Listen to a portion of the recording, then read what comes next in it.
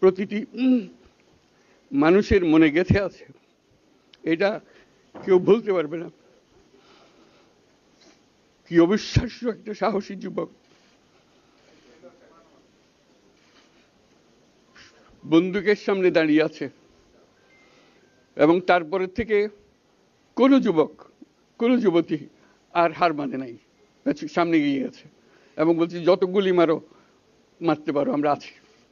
তো যার কারণে এটা সারা বাংলাদেশ জুড়ে এই আন্দোলন ছড়িয়ে গেছে।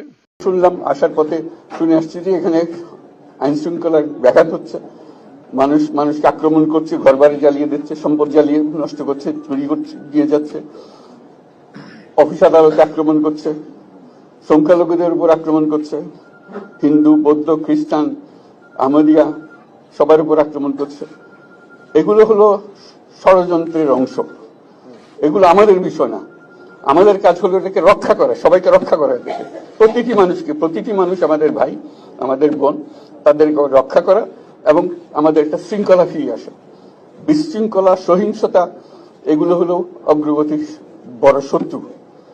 আমাদের যে যাত্রা শুরু হলো সেই যাত্রার শত্রু, কাজে এই শত্রুকে যাতে রোধ করা যায়, তাদেরকে বুঝিয়ে শুনিয়ে হোক, তাদেরকে আইন শৃঙ্খলার হাতে দিয়ে হোক, এটা বুঝাতে হবে। তাকে মেরে পেটে, এটা ঠিক না, আইন শৃঙ্খলা নিজের হাতে ঠিক না।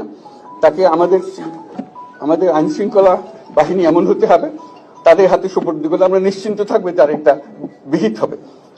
এমনগুলো আমরা হাতে দিয়ে দিলাম, 2 টাকা নিয়ে আবার ছেড়ে দিল, এটা যেন আবার না হয়। আমাদের সেই আস্থাটা আমাদেরকে আনতে হবে। কাজে আইন শৃঙ্খলা এখন আমাদের প্রথম কাজ। এই আইন শৃঙ্খলা ঠিক না হওয়া পর্যন্ত এটা আমরা অগ্রসর করার জন্য পদক্ষেপ নিতে পারবো না। আপনারা আমার উপরে আস্থা রেখে আমাকে জানিয়েছে, ছাত্ররা আমাকে আহ্বান দিয়েছে, সেটাতে আমি সাড়া দিয়েছি। দেশবাসীর কাছে আমার আবেদন, আপনারা যদি আমার উপরে বিশ্বাস রাখেন,